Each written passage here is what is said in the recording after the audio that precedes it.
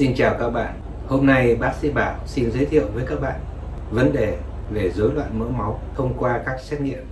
Như chúng ta đã biết, rối loạn mỡ máu sẽ gây ra những cái biến chứng, những hậu quả rất nặng nề cho tình trạng sức khỏe của người bệnh. Tuy nhiên trên thực tế, tất cả những triệu chứng đó thì lại diễn ra rất âm thầm, làm cho người bệnh chủ quan và bỏ qua những cái triệu chứng thoáng qua.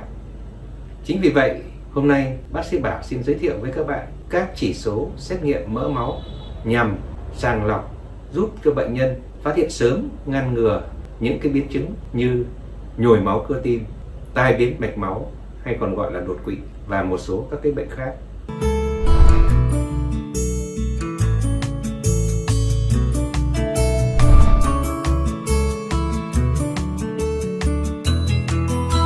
Và sau đây, bác sĩ Bảo xin giới thiệu 4 chỉ số trong bộ chẩn đoán rối loạn mỡ máu. Chỉ số thứ nhất đó là cholesterol. Cholesterol hay là xét nghiệm cholesterol toàn phần, ký hiệu là CT, cholesterol total. Cái giá trị bình thường của nó là dưới 5,2 mmol trên lít.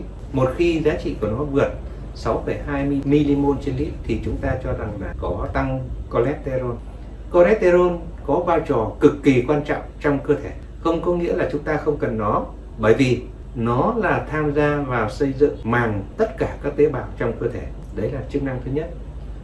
Chức năng thứ hai, nó là nguồn cung cấp năng lượng dự trữ. Chức năng thứ ba là nó tham gia về cấu tạo những cái vitamin rất quan trọng như vitamin D, cũng như là tạo thành phần tham gia cấu tạo những cái hormone có nhân steroid. Ngoài ra cũng từ gan kết hợp với lại các axit mật, muối mật, cholesterol đã làm cho dễ dàng hấp thu các cái thành phần lipid trong quá trình ăn uống. Như vậy là cholesterol là rất quan trọng cho cơ thể, nhưng một khi nó vượt ngưỡng thì chúng ta mới có thể bàn tới, đúng không? Chỉ số thứ hai nữa là triglycerid. Triglycerid thì hấp thu chủ yếu qua đường ăn uống và là nguồn cung cấp năng lượng chính trong cơ thể, được đưa tới gan để tổng hợp lên các cái lipoprotein. Và xin giới thiệu với các bạn, cholesterol là cái thành phần không tan trong nước, được tạo ra 80% ở gan, được tổng hợp 80% ở gan, nhưng lại không tan trong nước. Chính vì vậy mà đã có thêm cái thành phần protein, nó mang cái cholesterol không tan này đến các mô, các tế bào. Thì đây chính là thành phần thứ ba bác sĩ Bảo giới thiệu, đó là lipoprotein. Thì nó có hai cái nằm trong cholesterol toàn phần, thì nó có hai cái LDL cholesterol, hay còn gọi là low density lipoprotein cholesterol, tức là cholesterol có tỷ trọng thấp.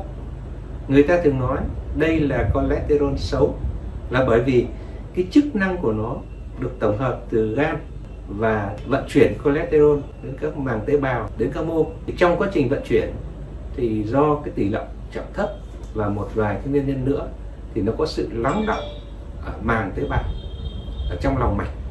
Khi lắng đọng ở trong lòng mạch gây tổn thương ở cái nơi nó bám đó, dần dần thì tích tụ tạo thành những cái mảng xơ vữa. Cái mảng xơ vữa này thì nó bong ra và đi theo mạch máu đến những cái mạch máu nhỏ hơn thì gây bít tắc.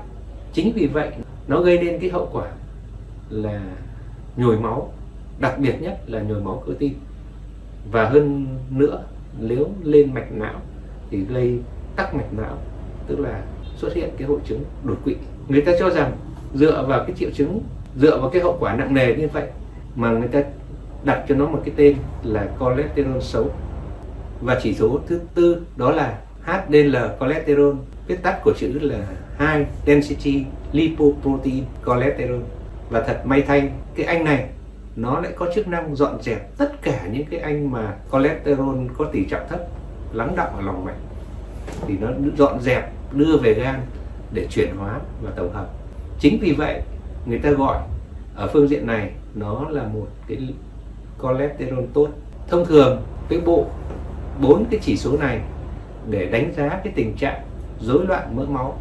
Tuy nhiên trên thực tế, trên lâm sàng thì nhiều bác sĩ tim mạch cho rằng cái giá trị LDL cholesterol là quan trọng nhất để theo dõi cái tiến triển của cái việc điều trị tim mạch. Giá trị bình thường của nó yêu cầu là nhỏ hơn 3,3 mmol trên lít. Và cái anh HDL cholesterol là các anh có nhu cầu cao hơn, càng cao càng tốt, thì yêu cầu là trên 1 mmol trên lít. Dựa vào các chỉ số này thì các bác sĩ lâm sàng sẽ theo dõi trong quá trình phát hiện, chẩn đoán và điều trị. Trên đây bác sĩ Bảo xin giới thiệu 4 chỉ số trong bộ chẩn đoán rối loạn mỡ máu mà mọi người cần biết và lưu tâm để tránh phòng ngừa cái nguy cơ rối loạn mỡ máu đối với mình.